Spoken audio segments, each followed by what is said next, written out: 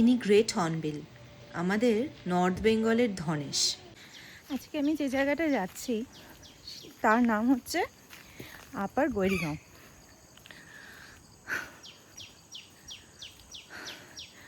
অনেকটা চড়াই ভেঙে এসেছি তো হাঁপিয়ে গেছি।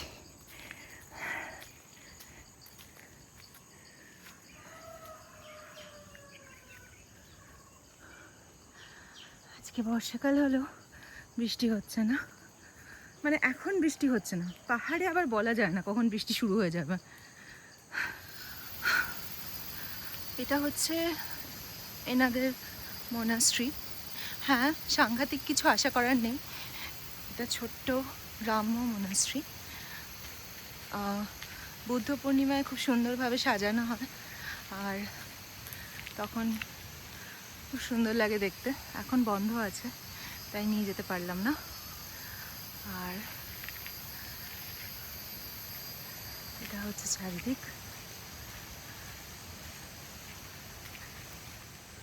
আমি যখন প্রথম এই জায়গাটায় এসেছিলাম গত বছর মে মাসে, তো তার কয়েকদিন পরেই ছিল বুদ্ধ পূর্ণিমা। তো আপা আমাকে গাড়ি করে মোনাস্ট্রিতে নিয়ে এসেছিল। তো ছোট্ট মোনাস্ট্রি, আর গ্রামের সবাই মিলে একসাথে কাজ করছে, এই জিনিসটা আমার খুব ভালো লেগেছিল। এখানে ছোটোখাটো যে কোনো উৎসবই হয়, সবাই গ্রামের একসাথে মিলে একসাথে কাজ করে। নিজের বাড়িতে আইসোলেটেড থেকে কাজ করা সেরকম ব্যাপারটা নেই এখানে। সবাই মিলে একসাথে হাসাহাসি মজা করে একসাথে কাজ করে, যেটা অ্যাকচুয়ালি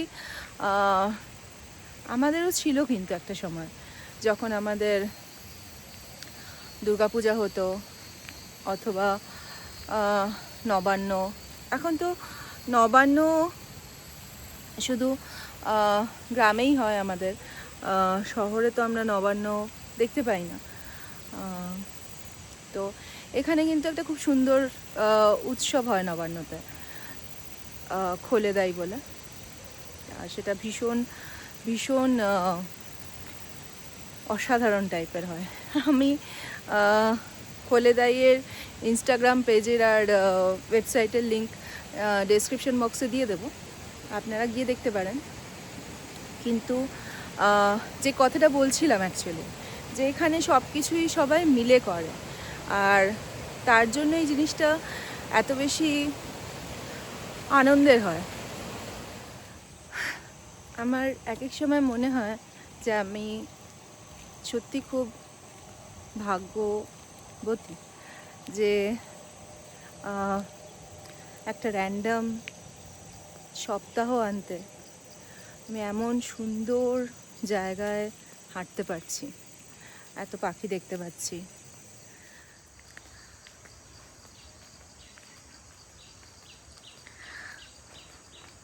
দেখতে কীরকম একটা সেই অ্যানিমের গ্রামগুলোর মতো লাগে না? সত্যি কথা, এখানে কিন্তু আপনার জাপানের যে ল্যান্ডস্কেপগুলো আছে না, সেগুলো বেশ এখানে কিন্তু মিলে যায়। রাস্তাঘাটে নোংরা নেই, সুন্দর আকাশ, চারিদিক সবুজ, একদম অ্যানিমি গ্রামদের মতো। সুন্দর রোদ উঠে গেছে, আর অনেক মেঘও আছে আকাশে। আর আজকে আমার সত্যি সত্যি ভিজতে ইচ্ছে করছে না। আজকে আমার মানে পুরোপুরি ইচ্ছে যে আমি শুকনো অবস্থায় বাড়ি ফিরবো। যেদিনই ভিডিও করতে বেরোই ভিজে যাই।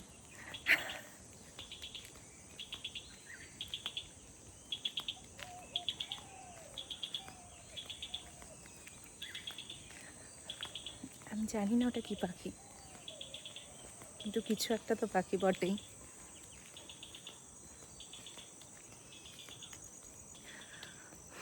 একটু উল্টো দিকটা দেখাই।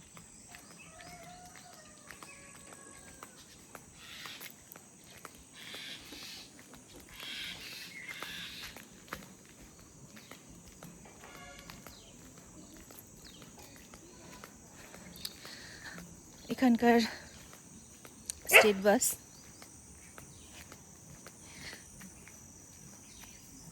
আচ্ছা, ওনার কিছু বলার আছে, বক্তব্য আছে বোধহয়। বুঝছি বুঝছি। কি কি? তো যেটা বলছিলাম যে এখানে স্টেট বাস 6:30টার সময় যায় বিন্দু থেকে ডাইরেক্ট শিলিগুড়ি। তো সেই বাসটা জাস্ট পাস করলো।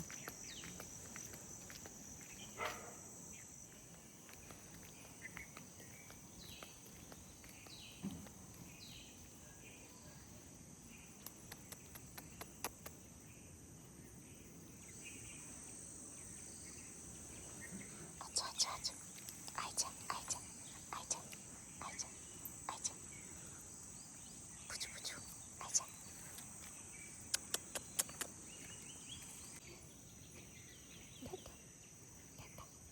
যাও ঘুমো, দাও গিয়ে ঘুমো না।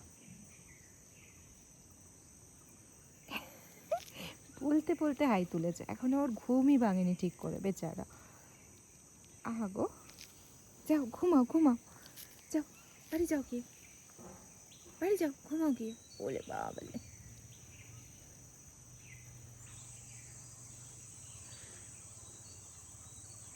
Tata tata.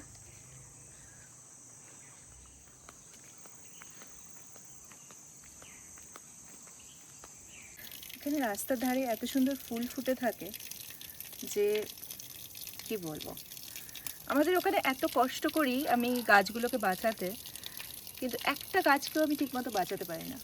আর এখানে দেখুন, পথের ধারে অযত্নে এরা সব হয়ে আছে। রাস্তা দিয়ে হাঁটতে হাঁটতে দেখা হয়ে গেল এনার সাথে। ইনি হচ্ছেন গ্রেট হর্নবিল, আমাদের নর্থ বেঙ্গলের শান বলা যায় যাকে। আপাতত একটা অশ্বত্থ গাছে বসে আছে। ছোটোখাটো ফল টল কিছু খাচ্ছে হয়তো, বা ছোটোখাটো পোকামাকড় কিছু আছে সেগুলো খাচ্ছে হয়তো। সাধারণত এরা ডুমুর খেতে খুব ভালোবাসে। এরা যখন বাচ্চা দেয়, একটা অদ্ভুত ব্যাপার আছে। মেয়েরা সাধারণত বাচ্চাদের সাথে নিজেদের একদম আটকে ফেলে গাছের মধ্যে, আর যে ছেলে পাখিগুলো থাকে তারা বাচ্চাদের এবং মেয়েদের দুজনের খাবারই নিয়ে এসে খাওয়ায়। এটা বেশ রোম্যান্টিক একটা ব্যাপার। কিন্তু দুঃখের ব্যাপার হচ্ছে এই অসাধারণ সুন্দর এবং গ্ল্যামারাস পাখিটি IUCN-এর রেড লিস্টে রয়েছে, কারণ এদের হ্যাবিট্যাট নষ্ট হচ্ছে।